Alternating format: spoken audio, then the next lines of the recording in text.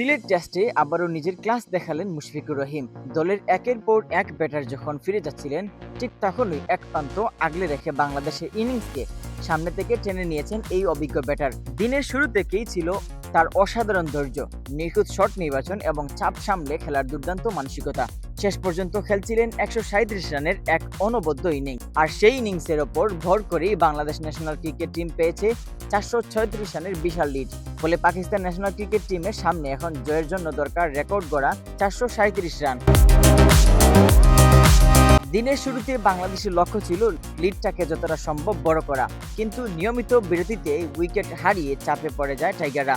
এক প্রান্তে ব্যাটাররা আসা যাওয়ার মিছিলে থাকলেও মুশফিক ছিলেন অবিচল। স্পিন, পেস সব ধরনের বোলিংয়ের বিপক্ষেই অভিজ্ঞতার পরিচয় দিয়েছেন তিনি। বিশেষ করে পাকিস্তানি স্পিনারদের বিপক্ষে তার ফুটওয়ার্ক ছিল দেখার মতো।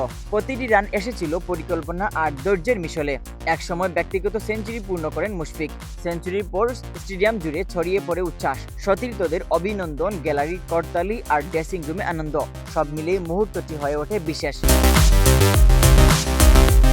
বিশ্লেষকদের মতে এটি শুধু আরেকটি সেঞ্চুরি নয়, বরং ক্রিকেট পরিস্থিতিতে খেলা একটি ম্যাচ নিয়ন্ত্রণ করার ইনিংস। কারণ এই ইনিংসের কারণেই বাংলাদেশ এখন ম্যাচে অনেকটাই এগিয়ে গেছে। এদিকে 437 রানের লক্ষ্যে মিরপুর কিংবা সিলেটের কন্ডিশনে তাড়া করা খুবই কঠিন কাজ। বিশেষ করে শেষ ইনিংসে উইকেটে বাড়তি টার্ন ও অনিয়মিত বাউন্স থাকায় বাংলাদেশি স্পিনার এখন বড় হুমকি হয়ে উঠতে পারেন। তাই শেষ দিনের ম্যাচের পুরো নিয়ন্ত্রণ টাইগারদের হাতেই আছে বলে মনে করছেন ক্রিকেট বিশ্লেষকরা।